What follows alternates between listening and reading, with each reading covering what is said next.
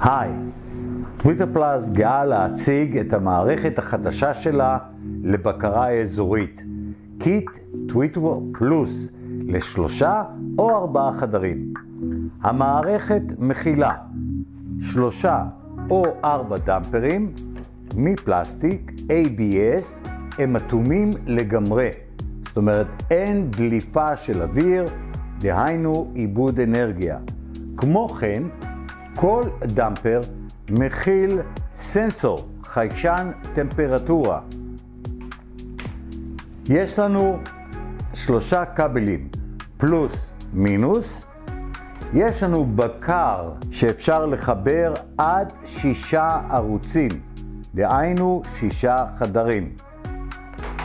יש לנו מגש. המגש מכיל מנוע לדמפר עם 3 כניסות, שלט עם מנסה לשלט, עינית,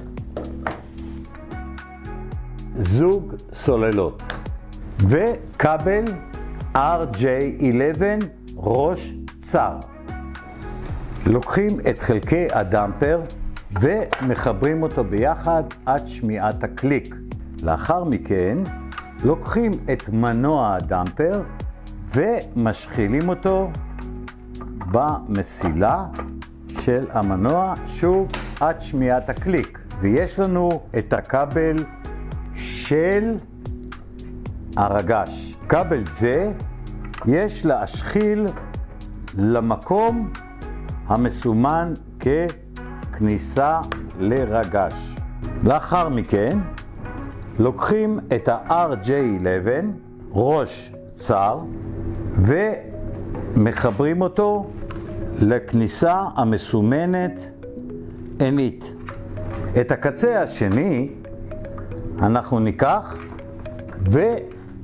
ונחבר לצד האחורי של העינית כמסומן בזהירות. שוב, יש לוודא שהכבל נכנס עד הסוף ושומעים קליק. לאחר מכן ניקח את השלט, נפתח את הדלתית האחורית ונשחיל 2 בטריות פנימה. ניקח את הכבל פלוס מינוס ומצידו האחד נשים את זה במנוע, ומצידו השני מחברים את הכבל פלוס מינוס לאחד החדרים. הבקר הוא 220 וכעת נותר לנו רק לחבר את כבל הזינה לקו מתח 220. יש לשים לב שהסנסור בדמפר מופנה למאייד, שהחץ שמסומן פה בדמפר הוא כלפי התריס שפונה לחדר. ברגע זה הסנסור מזהה את הטמפרטורה ובהתאם לכך הוא מכוון את השלט אוטומטית חורף או קיץ, מבלי הצורך לכוון ידנית. המערכת מוכנה לתפעול. ותודה שרכשתם קיט טוויטר פלוס.